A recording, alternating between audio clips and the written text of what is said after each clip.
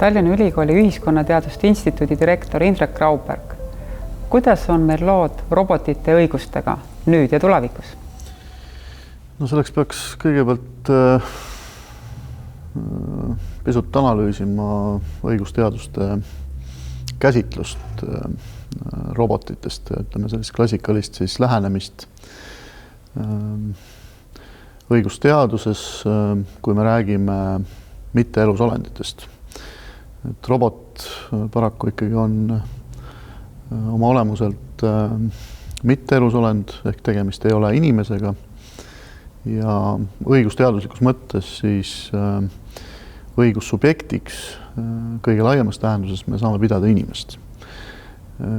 Sest inimene saab olla huvitatud, inimene saab olla vastutav, inimene saab olla õiguslikus mõttes subjektiivsete õiguste ja juriidiliste kohustuste kandja.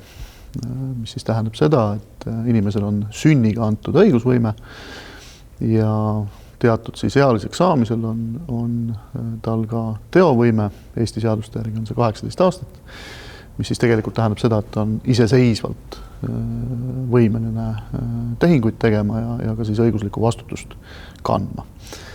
Nüüd, kui me vaatame robotit, siis robotil paraku õigusvõimet ei ole. Ehk tegelikult ta ei saa osaleda õiguslikus elus inimesega samaväärselt. Ehk teisisõnu õiguslikus tähenduses minu hinnangul me ei saa rääkida robotite õigustest. Küll me saame rääkida inimeste kohustustest robotite suhtes. Aga see, et robot ise oleks õiguslikus elus osaleja ja saaks omada siis neid samu nii-öelda võimalusi ja õigusi, mis inimestel on, seda ma paraku vähemasti hetkel sellises kehtiva õiguse raames ma seda kohta väga ei näe. Kas see siis tähendab seda, et inimkujuline robot, kui ta oleks näiteks minu koduteenija, ei või minu eest minna poodi oste tegema? Ta võib minna tegema oste, et ega selles mõttes praegu on ka olemas juba algoritmide põhiselt toimivad siis mingid süsteemid või robotid või arvutid, mis inimese eest teatud otsuseid teevad. Küsimus on õiguslikus vastutuses. Et kui robot läheb poodi ostma teie eest midagi, siis te olete ilmselt seda lubanud tal teha. Ehk ta ei võta iseseisvalt seda otsust vastu, et ta läheb poodi ostma, sest temal endal suure tõenäosusega midagi osta vaja ei ole. Kui tuua nüüd need robotid õppetöösse, et kuidas ja mismoodi oleks see võimalik ja mis rolli nad täidaksid? Kindlasti ei saa siin olema need üleminekud väga järsud, et ma arvan, et see on ikkagi selline arusaamise ja veendumuse põhiselt, et kui midagi muutub sellest paremaks, et meil roboteid või me järjest rohkem tehnologiseerime õpet ja ülikooli elu automatiseerime, et kas sellest midagi paremaks muutub. Kui jah, siis ma usun, et sellel on oma sellised nii-öelda positiivsed küljed, et võib-olla siis inimesel jääb rohkem näiteks aega tegeleda loominguga näiteks või teadustööga, rohkem uurida, tegeleda nende valdkondadega, mida me ei saa automatiseerida. Ja see võib-olla annab ka siis inimesele rohkem sellist ajaressurssi ka kvaliteetsemalt ja suuremas mahus ülikooli mõttes näiteks õppetöö või teadustööga tegeleda või mingi uute siis väärtuste loomisega, milleks ainult inimaju on võimeline. Et see on, ma arvan, asja positiivne külg. Ja negatiivne on ikkagi see, et ega robot ei ole ilmselt inimene ja ei saagi kunagi olema.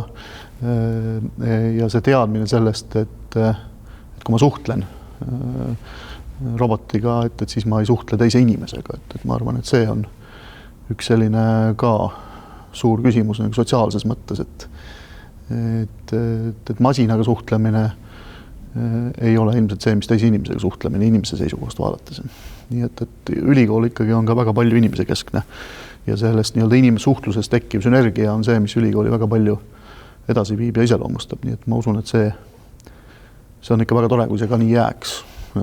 Et ma ei tahaks ilmselt olla ülikoolis, kus ainult robotid ja meil teisi inimesi enam ei liigu. Et see keskkond vist noh, kui see ka kunagi nii hakkab olema, seda ei saa välistada, aga ütleme nii, et me ilmselt praeguses situatsioonis seda küll ei tahaks. Oleme praegu siin mänginud lähitulevikuga, aga kui nüüd võtta natuke edasi kusagil 10 aastat, et kuidas te siis näete, et milline on see inimeste ja robotite vaheline õigus ja tegevusruum? No, ma arvan, et nagu õiguses põhimõtteliselt, ma arvan, väga palju muutunud ilmselt 10 aasta pärast ei ole. Et ma ei usu, et need robotid on väga palju märkimisväärselt nüüd hakanud rohkem õiguslikus elus osalema. Ilmselt siin tekib väga palju küsimusi tuleviku vaates just selle nii-öelda vastutuse jagamise koha pealt, et kui meil on selliseid automatiseeritud objekte ühiskonnas palju ringi liikumas, et paratamatult nendega juhtub midagi, tekitatakse mingisuguseid kahjusid, siis küsimus on alati see, et kes selle kahjust vastutab ja kes on selle kahju tekitamise põhjustajaks. Et selliseid vaidlusi, ma arvan, me hakkame tulevikus väga palju nägema ja noh, tõenäoliselt peavad ka õiguskorrad erinevates riikides sellele rohkem tähelepanu pöörama, et ma tean, et Euroopa Liit ka oma nii-öelda selles õigusruumis siis on ka mitmeid siis direktiive nii-öelda kehtestamas ja arutelud käivad, et kuidas siis nagu paremini toime tulla selle tehnoloogia arenguga ka õiguslikus mõttes. Aga ma usun, et ka humanitaar- ja sotsiaalteadlased, sest ikkagi ma arvan, et selline ühiskondlik kontekst ja selle arusaamine sellest, mis rolli nüüd need robotid ja see kogu see automatiseeritud protsess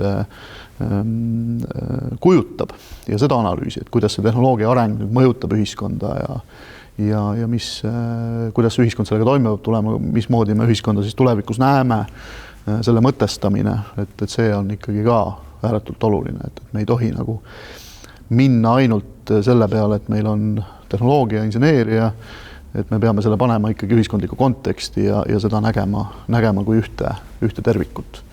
Nii et ma usun, et Tallinna Ülikooli rollis muidugi ka ühiskonnateadused ja kindlasti ka humanitaarteadused omavad tähtsat kohta. Ja loomulikult haridusteadus täpselt samamoodi, sest kool on ikkagi väga oluline osa ühiskonnast kui tervikust. Aitäh, Tallinna Ülikooli Ühiskonnateaduste Instituudi direktor Indrek Grauberg. Aitäh.